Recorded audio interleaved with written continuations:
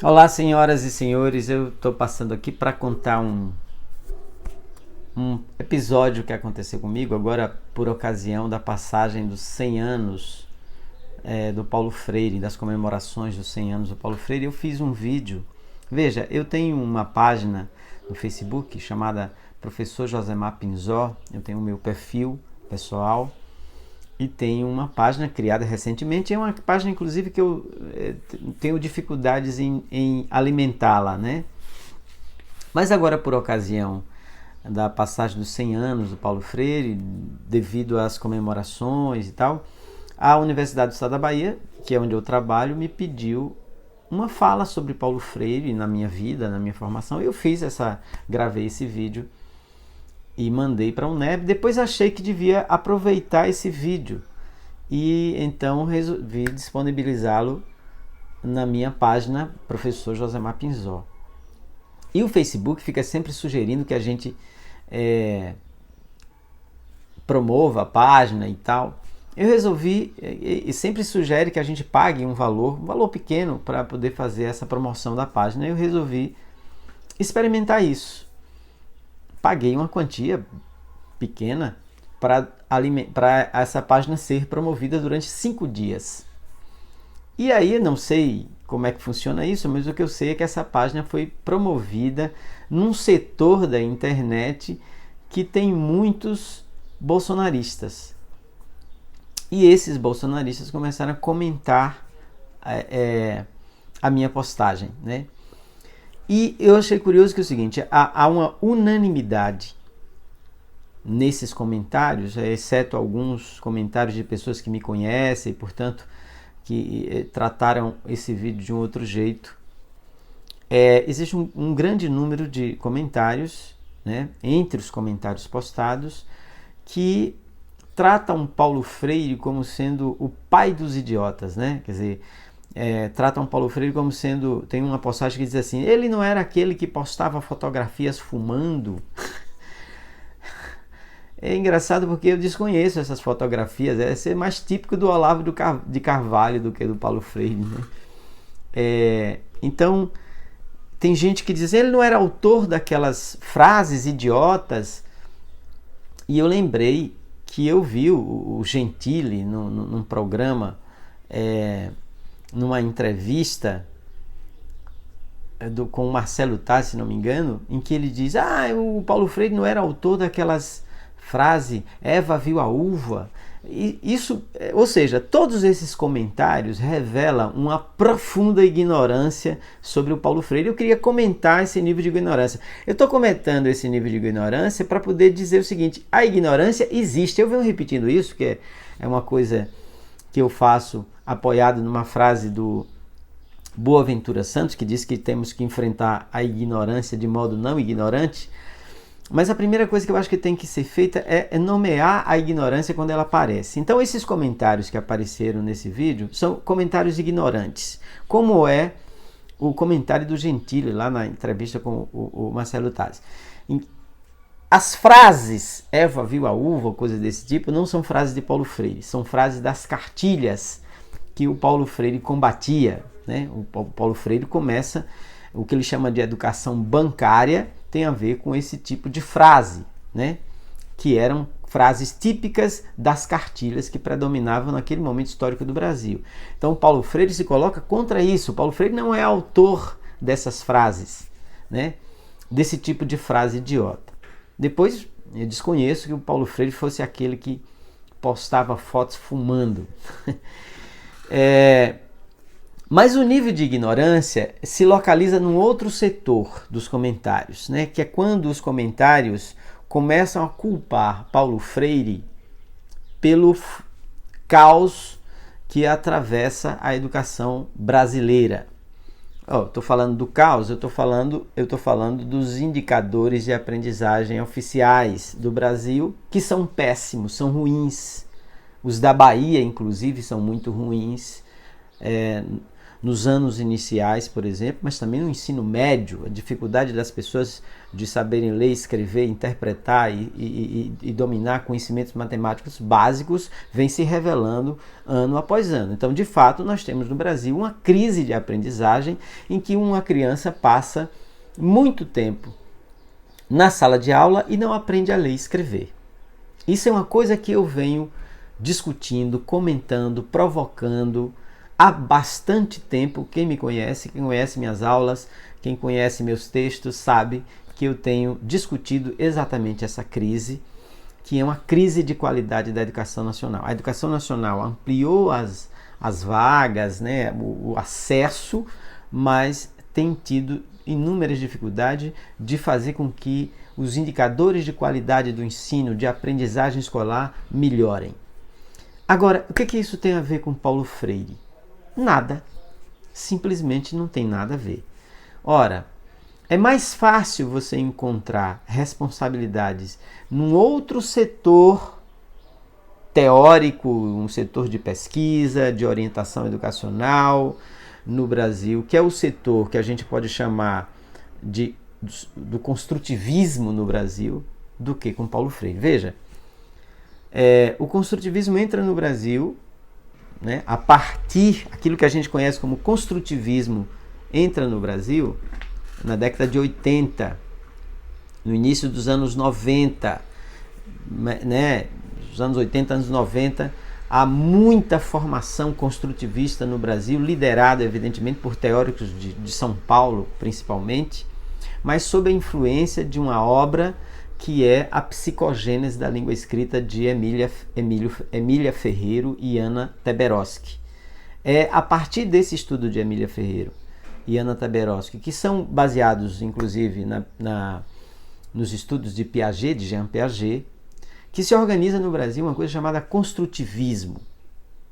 É o construtivismo que vai, por exemplo, abolir a pauta da folha, a pauta, aquelas folhas de caderno com pautas, com linhas, para a gente aprender a escrever em linha reta, né?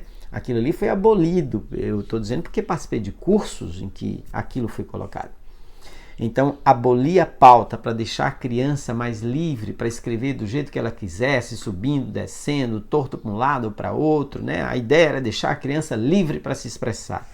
Essa ideia não é de Paulo Freire, é do construtivismo. A abolição das sílabas, né? Não só o abandono do trabalho com as sílabas, mas sobretudo a abominação do trabalho com a sílaba, é uma coisa que o construtivismo foi quem implantou no Brasil. É bom lembrar que, embora o capítulo 6 da Psicogênese da Língua Escrita seja todo baseado na noção fônica de nossa língua escrita, né?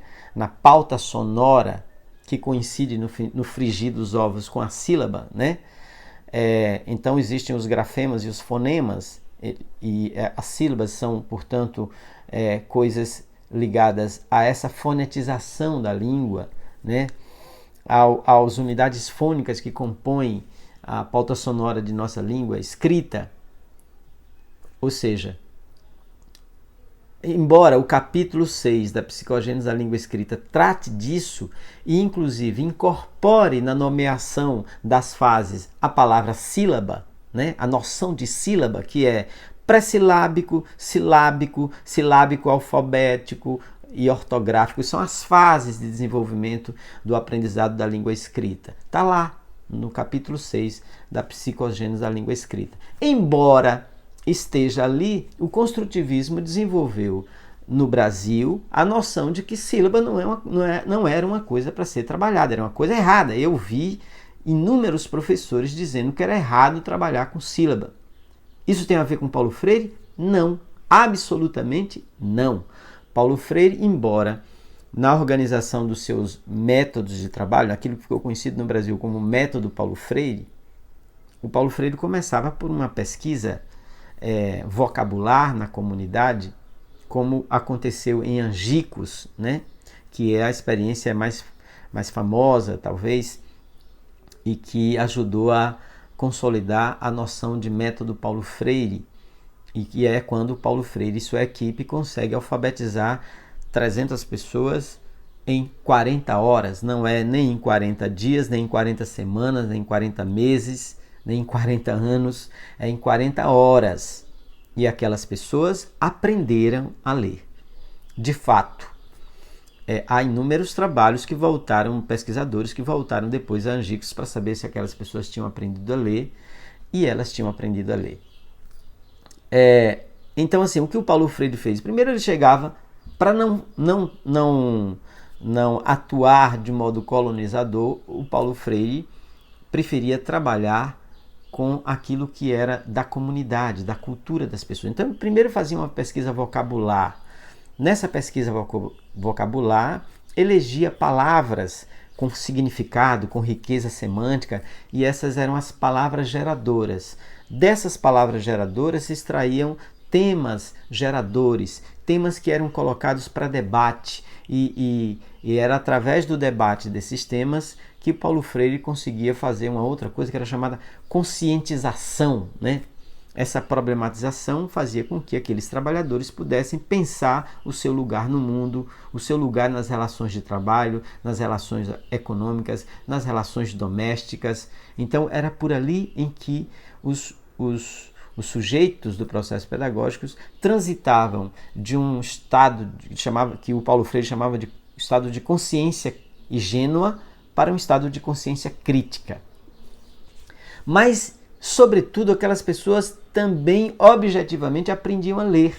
E aprendiam a ler porque a equipe do Paulo Freire trabalhava os elementos gráficos e fonéticos da escrita.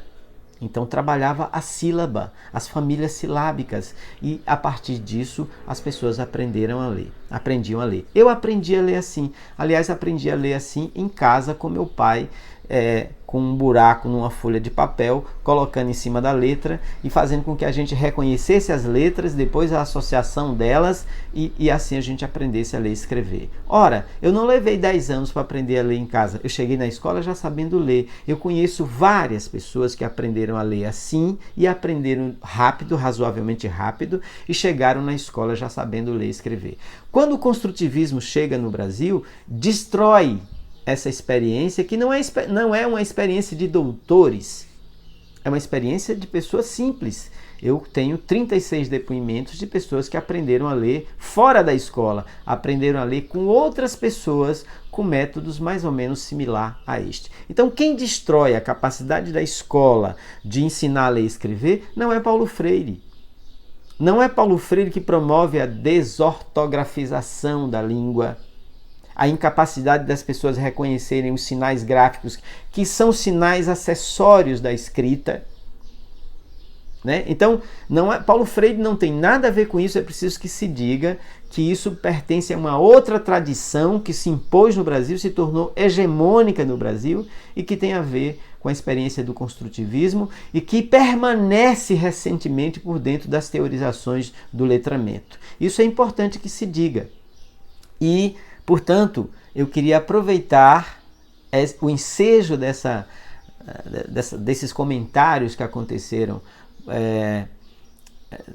na postagem do meu vídeo para poder trazer esse tipo de informação e dizer que, primeiro, aquilo que foi postado, aqueles comentários são comentários ignorantes, mas eles são ignorantes, mas não deixam de ter uma certa razão em se preocupar com a qualidade do ensino, do aprendizado da língua, embora muitos comentários sejam absolutamente ruins em termos de escrita, de ortografia, né? Estão falando disso, mas cometem os mesmos erros que estão criticando, né? Embora assim, esse aspecto é um aspecto importante, mas é muito mais importante esclarecer que no bojo dessa ignorância tem esse equívoco de atribuir este problema a Paulo Freire. Paulo Freire nunca foi assumido no sistema nacional brasileiro como um teórico importante, nunca orientou o sistema educacional brasileiro. Isso é importante que se diga. O sistema educacional brasileiro foi orientado por outras matrizes teóricas, por outros conceitos, por outros teóricos, por outros estudiosos, e isso é importante que a gente esclareça.